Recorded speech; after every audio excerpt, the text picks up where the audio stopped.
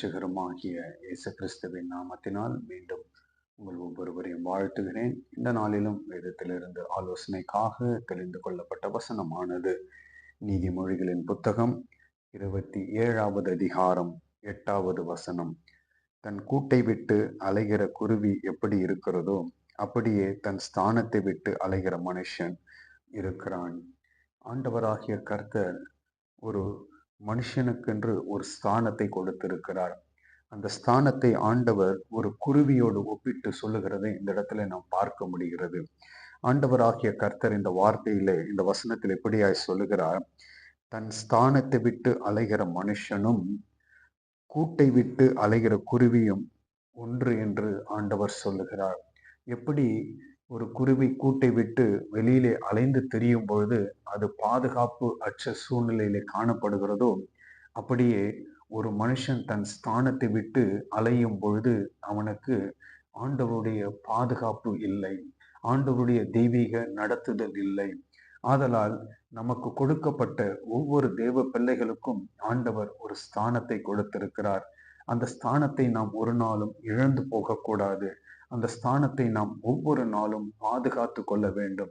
அதுதான் ஆண்டவராகிய கர்த்தருடைய எதிர்பார்ப்பாய் இருக்கிறது. நாம் ஒரு வசனத்தை வாசிப்போம். ஏசாயா தீர்க்க தரிசன புத்தகம் 22வது அதிகாரம் 19வது வசனம் இப்படியாய் சொல்லுகிறது: உன்னை உன் நிலையை விட்டு துரத்தி விடுவேன், உன் ஸ்தானத்திலிருந்து நீ பிடுங்கி போடப்படுவாய். ஆண்டவராகிய கர்த்தர் சொல்லுகிறார், உன் நிலையை விட்டு துரத்தி விடுவேன், உன் ஸ்தானத்திலிருந்து நீ பிடுங்கி போடப்படுவாய். ஆண்டவருக்குள் நாம் இல்லை என்றால், ஆண்டவரோடு நாம் ஐக்கியத்தில் இல்லை என்றால், ஆண்டவருடைய அந்த ஸ்தானத்திற்குள்ளாய் நாம் இல்லை என்றால், அல்லது ஆண்டவருடைய அழைப்பிலே நாம் இல்லை என்றால், ஆண்டவர் என்ன சொல்லுகிறார்? அந்த ஸ்தானத்திலிருந்து நான் உன்னை பிடுங்கி போடுவேன், அந்த ஸ்தானத்திலிருந்து உன்னை எடுத்து விடுவேன், அதிலிருந்து நான் உன்னை துரத்தி விடுவேன் என்று ஆண்டவர் சொல்லுகிறார். அப்ப பாருங்க, அந்த ஸ்தானம் எவ்வளவு முக்கியமானது. நாம் வேதத்துல பார்க்க முடிகிறது. அநேகர் இப்படி ஆண்டவர் அவர்களுக்கென்று நியமித்த ஸ்தானத்தை இழந்து போயிருக்கிறதை பார்க்க முடிகிறது. நல்ல ஒரு உதாரணம் வேதத்துல சொல்ல வேண்டும் என்றால், சிம்சோன். ஆண்டவர் அவனை தாயின் கருவில் இருக்கும் பொழுதே அபிஷேகித்து தெரிந்து கொண்ட ஒரு தேவ மனிதன். ஆனால் அவன் செய்த பாவத்தின் நிமித்தம் அவன் தன்னுடைய ஸ்தானத்தை இழந்து போனான் என்பதை நாம் பார்க்க முடிகிறது. அவன் ஒரு தேசத்தை ரட்சிக்கும்படியாக, அதாவது இஸ்ரவேல் ஜனங்களை ரட்சிக்கும்படியாக ஒரு நியாயாதிபதியாய் ஆண்டவர் அவனை அபிஷேகம் பண்ணி தெரிந்தெடுத்திருந்தார். ஆனால் அவன் செய்தது என்னவென்றால், அவன் ஸ்தானத்தை அவன் இழந்து போனான். கடைசியிலே அவன் என்ன, எதிராளியின் கையிலே ஆண்டவர் அவனை ஒப்பு கொடுத்து விட்டார். அதுதான் ஆண்டவர் சொல்லுகிறார், உன்னை ஆண்டவர் ஏசாயால நாம் வாசித்தது போல ஆண்டவர் என்ன சொல்லுகிறார் என்றால், நான் உன்னை பிடுங்கி போடுவேன்.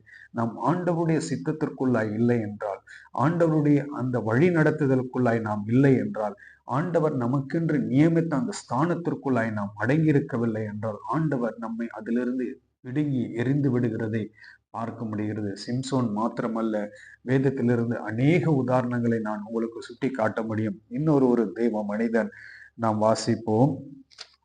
2 தீமோத்தேயு 4வது அதிகாரம் 2 தீமோத்தேயு 4வது அதிகாரம் 10வது வசனம் இப்படியாய் சொல்லுகிறது: ஏனென்றால் தேமா இப்பிரபஞ்சத்தின் மேல் ஆசை வைத்து என்னை விட்டு பிரிந்து தெஸ்லோனிக்க பட்டணத்திற்கு போய்விட்டான். தேமா இவன் பவுலுடைய உடன் ஊழியக்காரனாய் இருந்தவன்.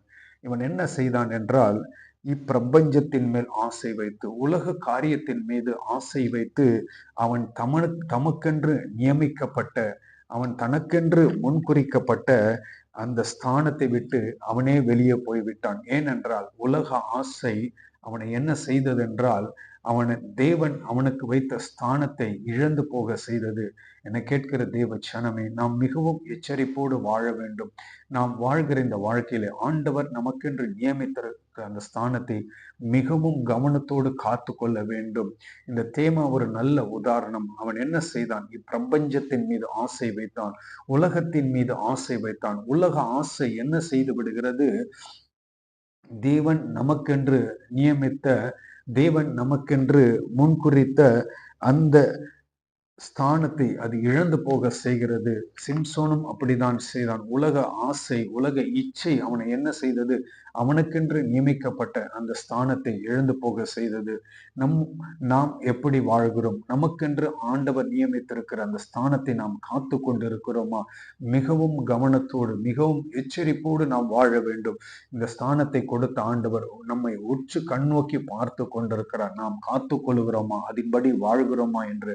நாம் அப்படி வாழவில்லை என்றால் நம்மை பிடுங்கி போடுவார். அப்படி நாம் அதன்படி வாழும் பொழுது ஆண்டவர் நிச்சயமாய் அந்த ஸ்தானத்திலே நம்மை உயர்த்தி நம்மை ஆசீர்வதிக்கிற தேவனாய் இருக்கிறார். இன்னொரு ஒரு நல்ல உதாரணம். ஏசாவும் அப்படி தனக்கென்று நியமித்த அந்த ஸ்தானத்தை அவனும் இழந்து போனான். ஒருவேளை கூழுக்காக அவன் என்ன செய்தான்? தனக்கென்று ஆண்டவர் நியமித்த அந்த ஸ்தானத்தை இழந்து போனான். நாம் நம்முடைய ஆவிக்குரிய வாழ்க்கையை, இந்த கிறிஸ்துவ வாழ்க்கையை நாம் ஆராய்ந்து பார்ப்போம். நம்முடைய ஸ்தானத்தை நாம் காத்து கொள்கிறோமா? அல்லது உலக காரியங்களுக்காக, உலக ஆசாபாசங்களுக்காக, உலக தேவைகளுக்காக நமக்கென்று ஆண்டவர் வைத்த அந்த ஸ்தானத்தை நாம் விட்டு வாழ்ந்து கொண்டிருக்கிறோமா? இந்த நாளிலும் ஆராய்ந்து நாம் நம்முடைய ஸ்தானத்தை காத்து கொள்வோம். நாம் ஜெபிக்கலாமா? நேசித்து நடத்துகிற அன்பின் ஆண்டவரே, இந்த நாளுக்காய் நன்றி ஐயா. நீர் எங்களுக்கு கொடுத்த அந்த ஸ்தானத்தை நாங்கள் காத்துக்கொள்ள என் ஆண்டவர் உதவி செய்வீராக. அதை நாங்கள் சரியாய் காத்து கொள்ளவில்லை என்றால் என் ஆண்டவர் எங்களிலிருந்து பிடுங்கி போடுவேன் என்று சொன்ன ஆண்டவர், எங்களை காத்து கொள்ளுங்க. தெய்வ திட்டம் ஒன்றை எங்கள் வாழ்க்கையில நிறைவேறட்டும். தேவன் எங்களுக்கென்று நியமித்த அந்த ஸ்தானம் அது எங்கள் வாழ்க்கையில நிறைவேற எங்கள் எல்லோரையும் ஒப்பு கொடுக்கிறேன். தேவாவியானவர் கூட இருந்து நடத்துவீராக. துதிகான மகிமை எல்லாம் ஒருவருக்கே செலுத்துகிறேன். இயேசுவின் நாமத்தில் பிதாவே, ஆமேன். இந்த வார்த்தையின்படி தாமே கர்த்தர் உங்கள் ஒவ்வொருவரையும் ஆசீர்வதிப்பாராக. ஆமேன்.